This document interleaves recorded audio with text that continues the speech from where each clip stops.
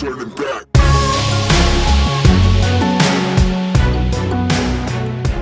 Welcome back to the Lost Boy Scouts podcast. Hopefully we got it right this time. Yeah, hopefully.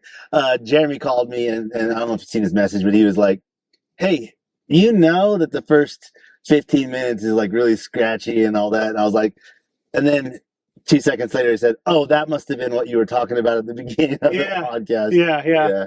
So it's like a learning experience, right? It really is.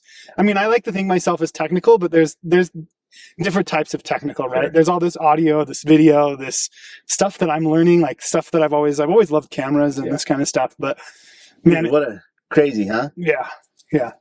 We're back out in the mountains of Utah, same spot. Things have changed a little bit, huh? Like some of the leaves have fallen off. It snowed for the first time for the year. I wasn't stoked on it. I had to drive in it today, and I was like, oh, everybody at work was like, do you have shoes on? And I never wear shoes. I always wear flip-flops or sandals. But it's part of like what we live in, and the beauty of our 4 seasons, right? Yeah. The ability to have 4 seasons. I'm not a cold weather person, so Yeah. I'm bundled up. I like to see myself as a polar bear, although, man, this year has gone by so fast, it feels like. How fast is October gone? Yeah. It's insane. It's almost halfway over. Yeah.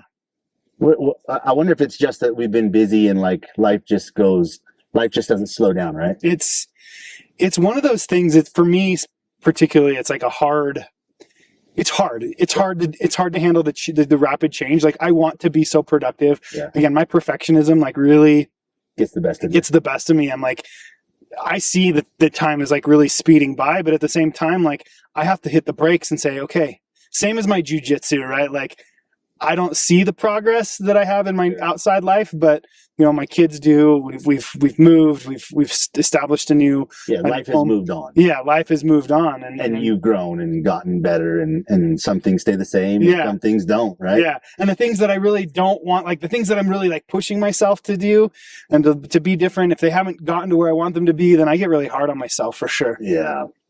Same. I'm the same way. I tend to.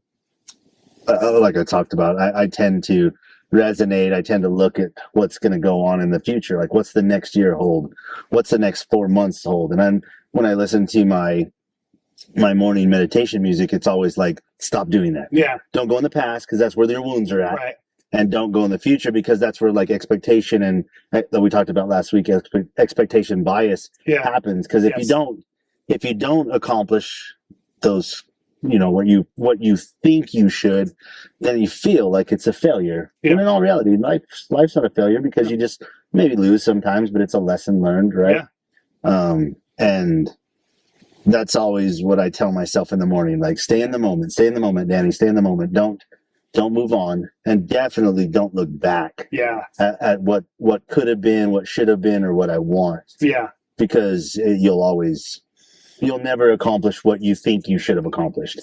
I totally agree. I think obviously there's some beauty in sitting and resonating and finding resolution in those wounds and like understanding the triggers and where they might show up in the future, right? Where in my wounded past might I revert to if I don't understand it, right? Yeah. Like I have to build some resonance and understanding into how is that past wound showing up in my present. Right. And then that's for me, right? Like that's where this perfectionism, I'm setting this expectation, just like we talked about last week. Yeah. Man, got to get out of those glory days. Yeah, the glory days are and like, you know, there's chapters of your life where like you can remember back and you're like, man, that was such a fun chapter of my life. Then there's other chapters of your life where you're like, man, I'm glad I made it out of there alive. Yeah. You know. And like, I'm glad that like I'm here today. Right. You know, there's definitely been times in my life where I'm like, man, there's a good chance I wouldn't have made it out of that chapter had I not had resilience. Yes. And the people around me, the people that surround me, that gave me passes. Right. Yeah. And, the glory days, it's so funny when, you know, you see those guys that are stuck in the glory days, right. You know, and they're like, You're like, you're not the high school quarterback anymore, dude. Right? I feel like with the van setup, we should have that Napoleon Dynamite football. Do you remember that scene? Yeah. Back into my high school, I could throw a pigskin over them hills. Over them hills. Yeah, and they're right here, man. It's just so gorgeous out here today. Oh man, today was today has been great. I had to work. I work overtime on Fridays, and it was actually not that bad of a day. Plus, I knew we were going to come out, or we were going to get together and podcast. Yeah. It was a good week because we actually trained a bunch together this week, which for me is always fun, seeing my friends at the academy and seeing from my perspective the way the academy's going. And like Tuesday night was kind of like rough, like bunch of really hard training, and then Wednesday night was just so quiet. Yeah, but it was really hard training. It was just so quiet. It was like professor talks about, when it's a good academy, when you walk in, all you hear is shh. Yeah. No talking, no grunting, no crazy noises, just quiet. Everybody's breathing quiet, and that's how Wednesday was. It was like really cool, but high level training. Really high level training. So it was fun. I noticed a trend in the gym the last few weeks. Like, we've not been very active with like the bottom half of the body, a lot of foot locks, a lot of ankle locks. It feels like in the last few weeks since Professor started teaching the leg entanglements that like those are popping up more and more. Yeah. Me, and I blame myself too, because there's some positions I'm trying to work on, trying to get, and it just opens up so much more of the body. It opens up and opens up so much more of like, it's like a whole nother book inside of the book. Right. And now you're like, if you're not careful, you'll go down that book and you'll forget about everything else. Right. Right. And I think that's the benefits of like that. That's why it's like so true to me to life. Yeah. Wrestling is such a big part of my life. Yeah. It's a really big part of my life. And I got some news about my wrestling journey and how wrestling is going to continue on in my life. But, wrestling always has like happiness. There's always, it's a grind. It sucks. But there's always like, you always like see results. Yeah. Right. And there's always a shelf life. In jiu-jitsu, there's always like happiness, but there's never like that, oh, I got it moment. Yeah. It's always like, oh, fuck, there's so much more. Right. There's so much more to it. Right. And I think that's how life is you go, man, I'm happy, man, I'm stoked, but holy shit, I have nothing figured out. Yeah. Nothing. Your kids present something new to you and you're like, well, this is the first time I'm dealing with this. Yeah. Let's go down this path. Yeah. And that's good for you, I think. I think that's a marker of growth. I watched Foxcatcher for the first time because I heard you guys talking about it. Didn't realize like the area, the connection the Schultzes had both with BYU and living in the area. Interestingly enough, I have an uncle who wrestled for the BYU. I remember you told me that. Wrestling team, probably maybe near the tail end of that time. Okay. Because like Foxcatcher, like the murder actually happened in 2006. I think so. From what I understand. So it would have been right around that time. Perhaps I'm going to have to do some research and see if there was any paths that crossed. But man, what an incredible discipline those brothers had. My story, like I knew about collegiate wrestling. I knew about wrestling, but I didn't really start paying attention to it until right about 2010, maybe 2009, right around that area. Mm-hmm. So, and it all happened because Braxton, my oldest son, joined the wrestling team. And once that happened, then my life immersed into wrestling, right? And so I know about Dave and Mark Schultz. I've trained with people that have trained with Mark, and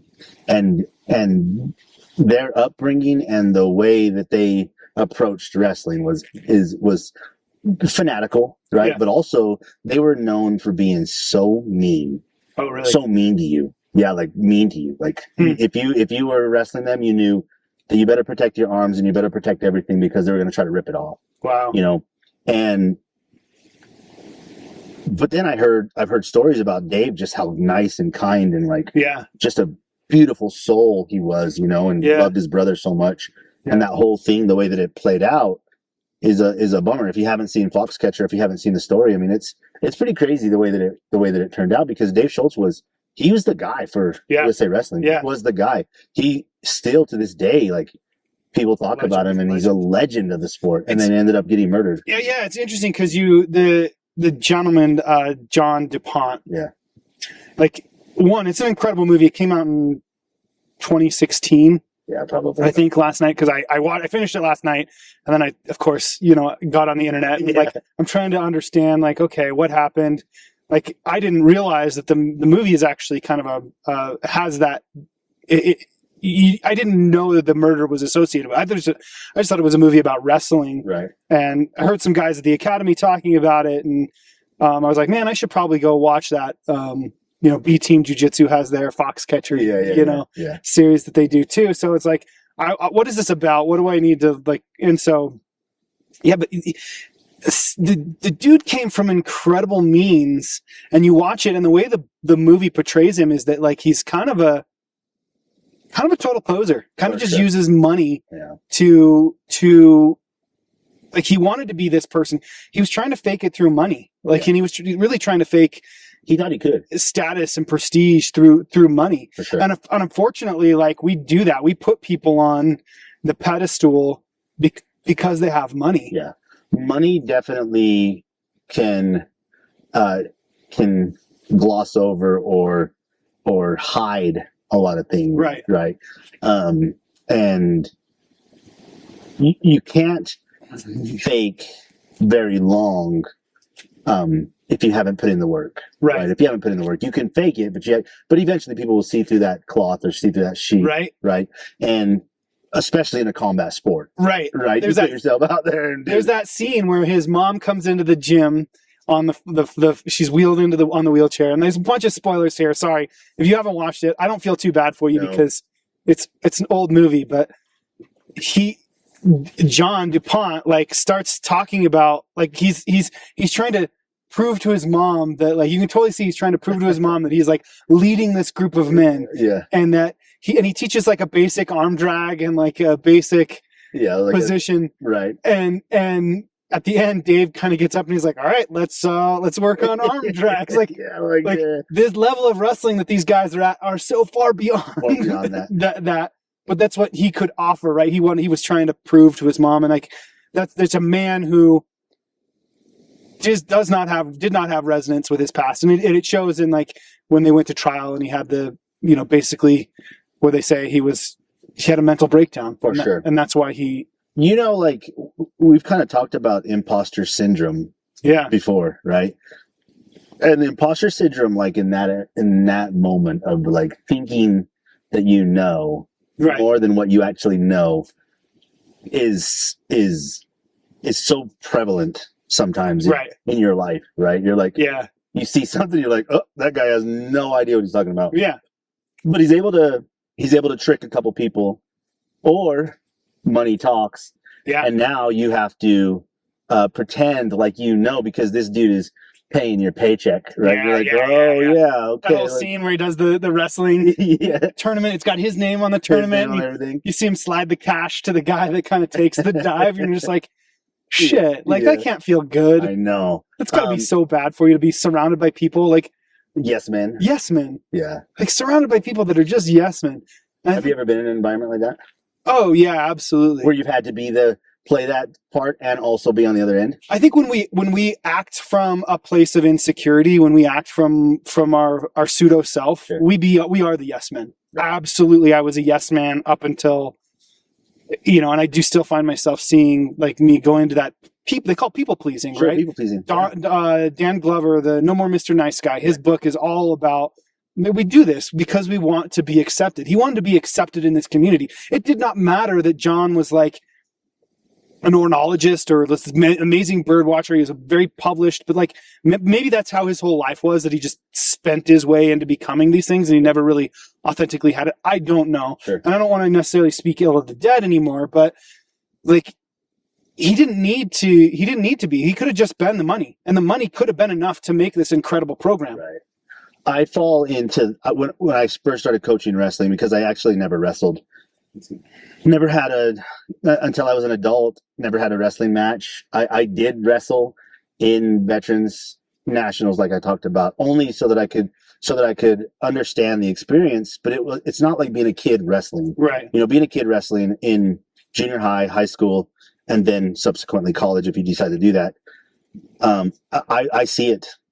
I see the pressures. I see how it changes you, and how me personally, like, I came into it thinking that I was just going to help, and then now that I'm coaching, I'm like, how can I teach these things?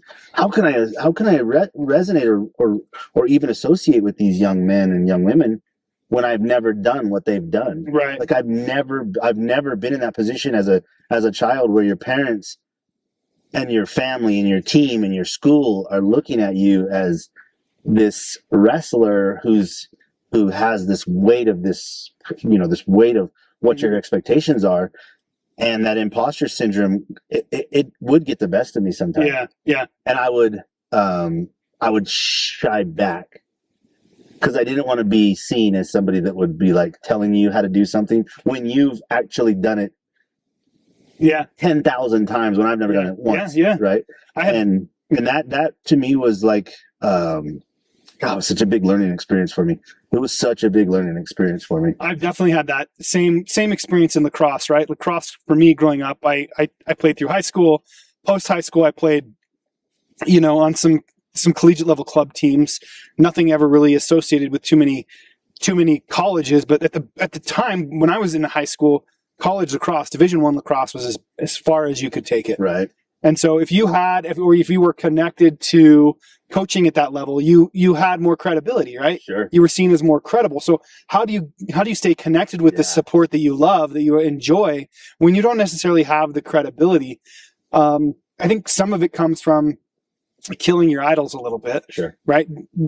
They may be good at one thing, but what can you bring? Right. What can you bring? You can bring an incredible perspective on what it means to endure. Sure.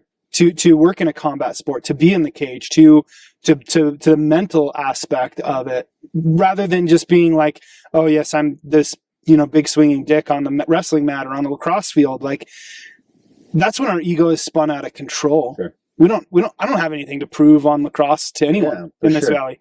It's taken me a long time to get there, right? Like, it's taken me a long time to eat, and a lot of humble pie and eating crow to say, it doesn't matter. I had to, again, when I was in those scenarios where I was pretending to be something that I wasn't, I was really acting from a place of pseudo self. Because my parents got divorced at such a young age, my mom had a long-term relationship with a man. Mm-hmm. And he's not with us anymore. He was great. He was a good person. But it's funny because, like, even though I didn't have a good relationship with my dad, he's my dad. Right. I know who my dad is. I never have to question who my dad is. My dad is Big Danny Oconia, and I never looked to another man. I never looked to my mom's long-term partner as a father. Yeah. Never. He had some good qualities for him that maybe, like, I was like, oh, he's a good dude, but I knew who my dad was. Yeah. I never questioned. Never questioned it. And I was the same way. Like, my mom was never in a relationship. Never, still to this day. And I think that, like, hopefully she finds that for herself. But my dad was in so many. Other than one, like, I didn't really see them as impacting my life. They weren't players in my life. Sure. At 17, 18 years old. Yeah. Right? They weren't players. I honestly respected them because I'm a good human and I respect other people, but they weren't like, they weren't there to parent me or mother me or to teach me anything. My mom was always my mom. My dad was always my dad. Although there is, what's coming to mind is the gentleman, I don't think they train anymore. He was the federal agent. Oh yeah. And he used to bring his children in it. And I probably had been training for 9 months before I found out that, like, those weren't his kids. Right. Those weren't his kids. He just was training to make himself better, but he was bringing in these kids that were obviously a little undiscoordinated, and he was treating them like they were his kids, right? And I mean, I He's think such a good dude. right. Oh, he's such a good dude. And I think And like, man, talk about like being around people just in our topic tonight of mentorship. yeah, His kids, like you said, like those kids that came in with him, they were great. yeah, They were great kids. They're so great. But his job is one of those ones with the FBI that you just hate. yeah, The fact that he has to do it, but he does a great job at it. It's a very unique skill set that he does. And every time I talk to him, every time I see him, I'm always like, man, thank you so much for protecting and yeah, keeping us safe, because it's a unique thing. And so even like a little tiny relationship like that is a mentorship that you take something from. right. Right. And as men, we have to find little bits and pieces that we like of people, that we're like, okay, I like that. And I'm Right. going to grow that about myself. Yeah, right? yeah. I'm going to be that way. Especially because having no father in my life, I had to learn things the hard way sometimes when raising my boys. Yeah, When we found wrestling, it was a lifesaver for me. yeah, Because it allowed me so much time with my boys. So much time. My boys and I spent so much time together.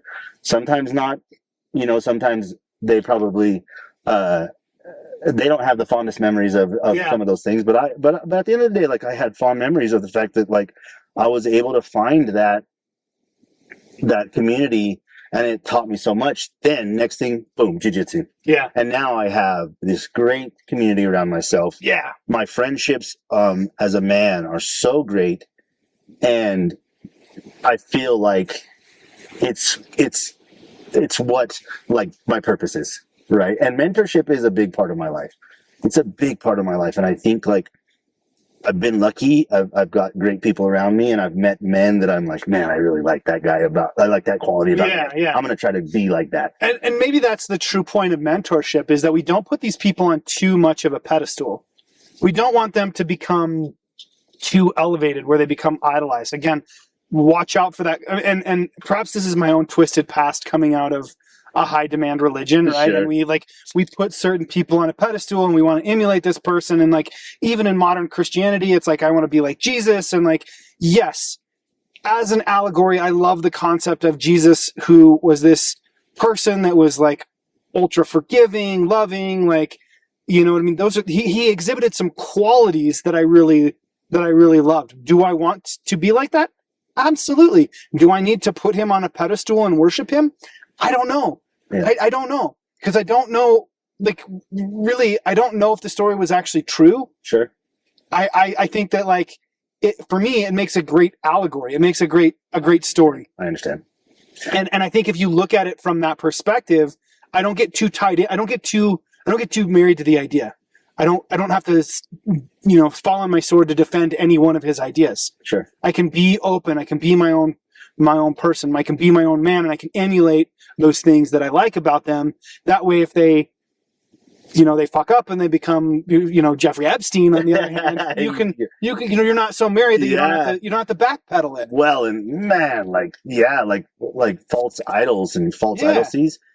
That's where I think, like, mentorship, really, you need to be careful sometimes, because sometimes there are men that we work with, or children that you work with, that you're like, yeah, man, I can't be my crazy self. I have to be this version of myself that, like, of all the good qualities. Yeah. And I don't get to show you where I send you pictures of somebody farting and somebody doing things that are inappropriate, because you may take that and run with it as the fact that, like, oh, Danny does it, and now I've given you this this key to a lock that you probably don't want to unlock. Right? We are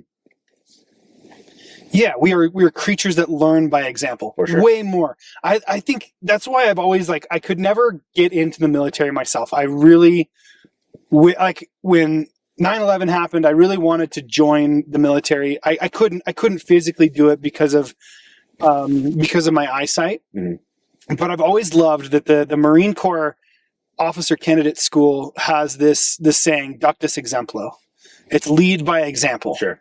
And to me, like, that is the best version of a mentor, somebody that can lead by example. but then again, your idea of taking the pieces that work for you and polishing those, yeah, like honing those, and yeah, like taking off the little bits that you don't resonate with. I think that's how you become like a really good coach. right, Going back to wrestling, I believe that's why I'm a great coach at wrestling. right, Is because I watch, I hone, I keep it simple. I teach it so that you could come in tomorrow and you could feel like you're a wrestler within 2 days. yeah, If I teach you like these crazy things that are on YouTube and you watch these crazy matches of these kids that are just high level kids right now, and you try those moves and you fail, you're like, yeah, I'm not gonna do that. yeah, Plus, honestly, putting that singlet on is so empowering, yeah, but also so like, man, there's nothing left to hide. yeah, yeah. I remember my buddy and I went to a climbing competition, and he's like, you know what we should do? We should put the singlets on. And I was like, dude, okay, yeah, we should. Yeah, we should. Yeah. So I give him a singlet. He's never worn a singlet, never done anything. The first thing he does, he goes, where do you put it? And I'm like, oh, for one thing, when you're a wrestler, you don't care about the outline. Yeah. You're not thinking about it like that. But we're going to this climbing competition, and of course we have outlines. And I was like, so what I do in this environment, I put something there in place. And he goes, yeah, my wife said, no, I can see everything. You don't want to be that French pole vaulter. Yeah. So even those things, like, man, like you're trying to like teach these kids to be confident in their bodies, Yeah. confident in everything, and know that boys and men, just by the way that we are created, are just sometimes, you're going to get teased. And we're perverted sometimes. Yeah, you're going to get we don't teased. mean it. Right. There's things that I say I do, and I'm just like, nope, shouldn't have done that. Yeah. Yeah. When we do our, Tyler and I have talked about doing a open mic night for a comedy. Mm-hmm. I have a bit of a situation that I got myself into, and one of my bits is about boys and wrestling scenes and things that happen. And man, I've been practicing it, and it's a true story. Yeah. And so it's like I don't have to like make it up. It's an actual true story. That's funny. One of these episodes we'll have to perform our 1 minute. Yeah, our 1 minute. Kill Tony. Kill Tony, yeah. But mentorship goes so deep sometimes that you don't even know when a kid is watching you or when a person's watching you. And I think about that a lot. Like, you don't know if somebody's watching your actions and maybe changes or like they get a different perspective of you that you're not like really stoked on. Yeah. And I think about that a lot. And so anytime I'm mentoring anybody or coaching, I always try to remember that, like, you're never going to knock it out of the park. Never. You're never going to knock it out of the park, but you're going to impact a lot of people's lives. And I believe myself personally, I've been lucky. I've been lucky because so many people have come up to me and been like, thank you so much for what you just said. Yeah. Thank you so much for what you just said. Thank you so much for how you just worded that, or that meant a lot to me, and maybe it's just what they were thinking. Maybe I solidified it, or maybe I just changed it a tiny bit so they can be comfortable in their own thought. Right. Yeah. I mean, I think that's exactly it, right? When I look back on my coaching experience, I had a scenario where we were in the playoffs. Wasatch High School here in Heber, Utah, does not have a storied lacrosse program by any means. Lacrosse in Utah in general is still fairly in its infancy, although it's grown up now thanks to professional programs. But we made it to the furthest we ever made it in the playoffs, and we were playing a very established program down in the valley. And I just remember being hyped and trying to get these people hyped up. And I grabbed this kid by the helmet, and I'm looking at him. He's one of my seniors, and I'm just like hitting my head. I split my head open, and it's bloody. And the parents in the stand were like, "Did you just see what your husband did to my son?" This kid now, the kid that I did it to, an incredible human being. He's now in the Naval Academy, Oh, sick. playing, you know, they're on their football club, and just like one of those people. We just had that relationship though, but I can look back on that relationship, and did I leave the relationship better? Sure. That to me is that to me is a mentorship goal of mine. And maybe that's why I don't want to be this dad energy, the stepdad energy. I want to be main character energy. Sure. I want to be leaving the relationship better than when I found it. I understand. And maybe that's a good way to look at if you do end up with a relationship with a woman with children, is that you can impact their lives just in a different main character Right? energy. And maybe that's where you're learning. Yeah. Maybe that's the part that you're learning right now. Yeah. You know, I've been a part of 2 really, really good wrestling programs. Yeah. Luckily, I started with Layton. Mm-hmm. Layton is now currently number 1 in the state. They're number 1 in the state. And I was a part of that program. And I believe that like some of the values and some of the core things that the coach and I instilled, they're still working on today. And then of course I was a part of Wasatch, which is a storied. I mean, like it is a very storied program in Utah and in the national rankings, you know. And I was lucky to be a part of them. I was lucky to have good people around me, good wrestlers around me. Yeah. I'm currently getting ready to become part of Park City Wrestling program at Park City High School. And they have zero community support. And this is going to be such a big learning curve for me. And it's going to test me on every aspect of my life, you know, because I've been lucky so far.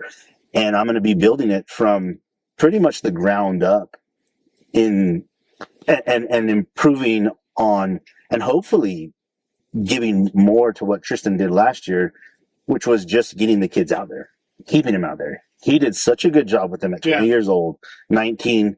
He's 19 years old, has these kids out there trusting him as a 19-year-old, you know, and I think maybe he gets that from me. Maybe he gets that ability to resonate with these children. And I'm always like, man, remember, like, don't get caught up in the fact that you're 19 so you can be a dumbass and teach them dumbass isms. Yeah. You know, dumbass isms. But we'll see. I mean, it's exciting. It's exciting, and hopefully we can get the program going up, and it'll test my mentorship and my coaching ability to the umpteenth, because like it's not a year. It's not like you're dedicating 1 year. You're dedicating like almost 5 to 10 years of. So would you rather be a part of a storied program or a building program? I thought about this yesterday.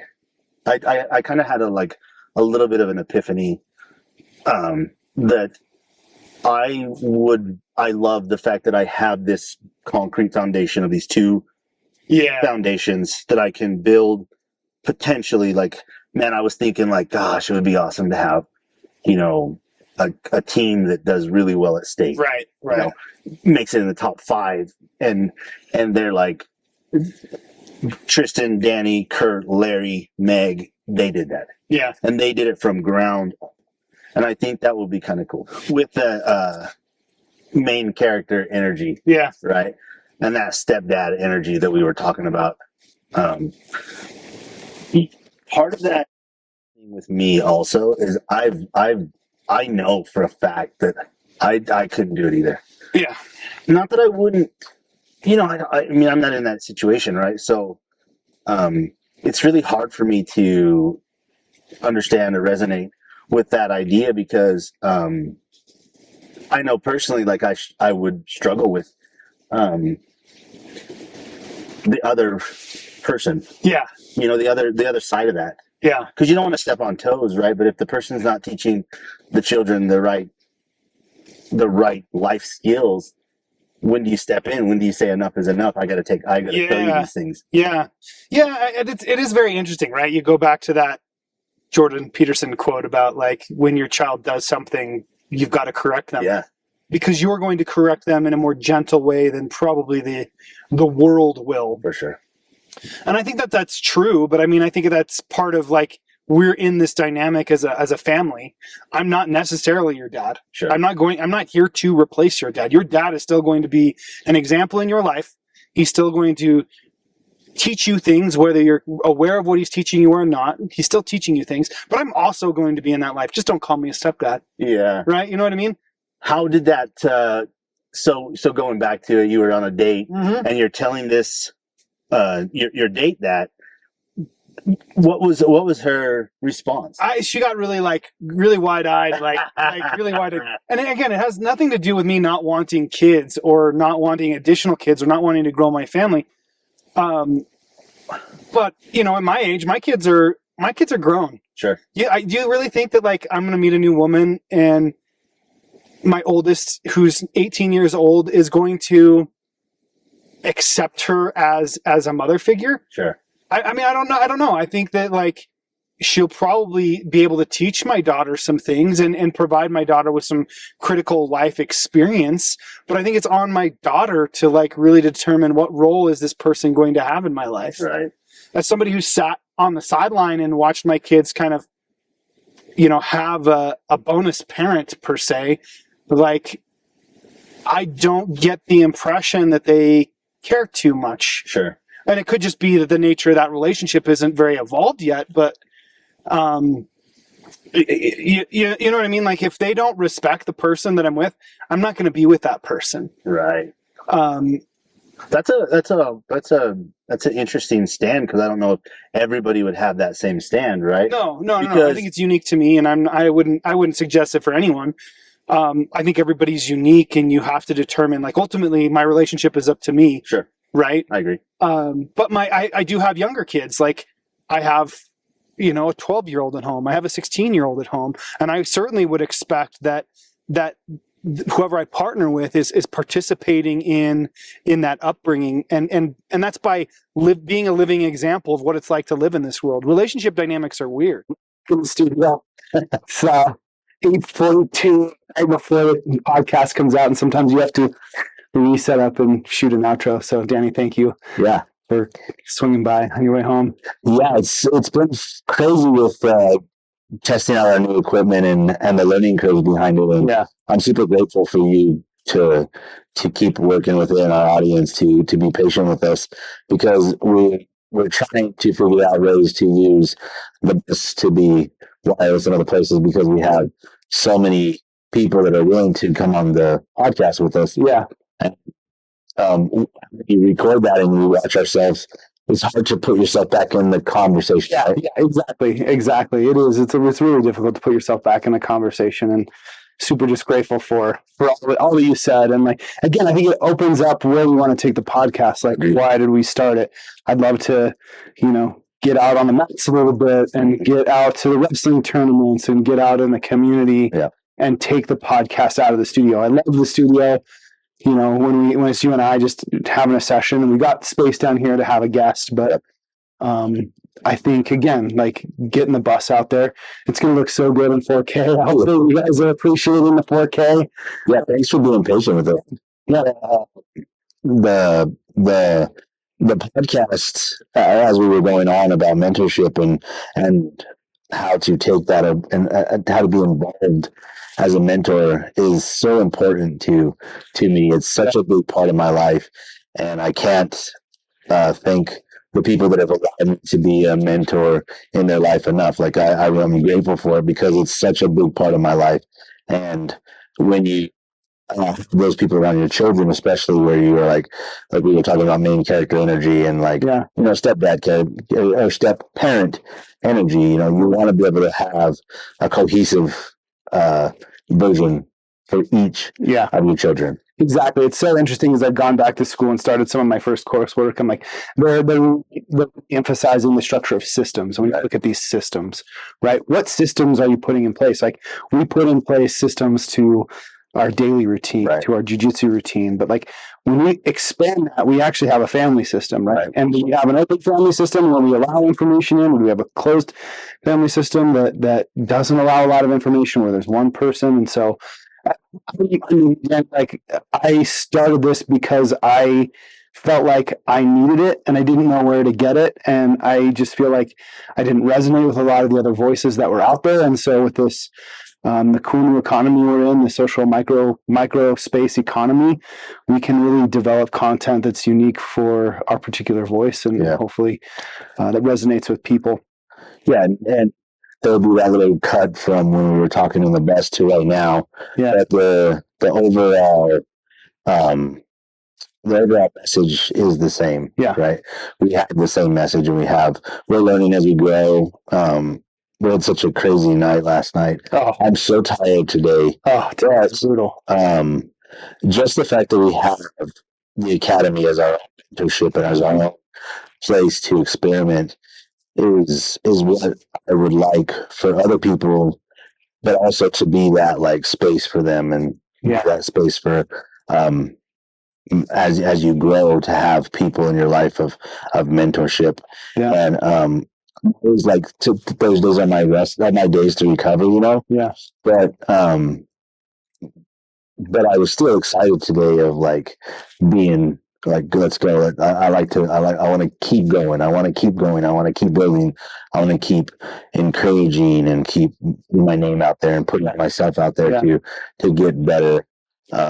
I have not saunaed in a little bit, and man, I was dying for a sauna today, you know. And I was like, I'm just thinking about a sauna. I was like, I want a sauna so bad. But it provides that space of like getting your mind right. It so does. And I was lucky enough to hit the sauna a few weeks ago, even though it kind of broke down on me. Yeah, that's right. But I'm with you. Like, you forget the clarity that brings, and this is another aspect of it. But you ruin that whole system. You got system, all of it. Yeah, because the sauna just provides something so unique. That said, like, let's wrap it up and get back to bed. Like, man, last night was so brutal. Like, I thought I darn near broke my arm last night. It was crazy how much energy was flowing in the academy, and like how people brought the energy. Yeah. And you could tell there was a different training environment last night, you know. 5 black belts on the mat, that says something about what Mike has done. Oh, yeah. In his what he's done, and the little talk that he gave prior to open mat, I think kind of like got people in the mood for training, and teaching and being a mentor, and having that a part of your journey. I think that is a part of men's journey, is to teach, you know, to inspire, to be a voice of like, this is the path, and you can follow me, and I can help you, and I'll give you advice and guidance, but it's just advice and guidance. Yeah. It's cool. I'm really disappointed about last night that he taught some really cool stuff, and I didn't have a single opportunity to use it. But it's like a position I find myself getting stuck in quite a bit. That was cool. That's the first time I'd seen both of those things that he showed. Yeah. When I got there, both of those things that he's shown, I'd never seen them before. Right. Like, man, that was probably. I wrote that down. Like, wow, that was kind of cool. Yeah. But appreciate the fact that like we're doing this. I appreciate you taking the time to put yourself in this brand new space. Yeah. The last 2 episodes have been learning lessons, I'm sure, for you. Yeah. And you know, I'm so non-technical that I'm like, hey man, I'm supportive. I've been your support system. You know, Stevie's really helping me out. I could tell he was talking to, and I was like, man, that was such a technical conversation. I was like, I gotta go through it. Yeah. Hopefully the audio quality, you can see a little bit. Like, we're slowly working out the you see the studio behind us here. We've got wired equipment, and the wired equipment we've got dialed. Like, it's just such a good sound. Yeah. We want that same sound on our wireless equipment, so we can be mobile and get out to events. And like, I got my confirmation for summer camp. So I'd love to do an episode out at summer.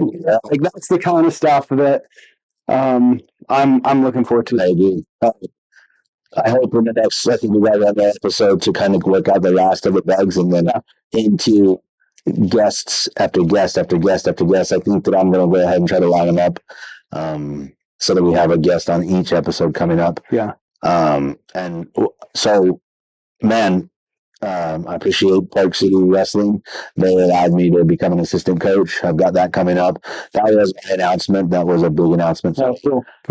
I can't remember if we talked about it in the beginning of the episode, but just so we're clear, man, like, I'm excited to take on the coaching role of wrestling again. I really love wrestling. Yeah. I got the confirmation that I got a job. Cool. Yeah. They called and I gave you threes across the board. Thank you. Yeah. Appreciate that. What you got, Brad?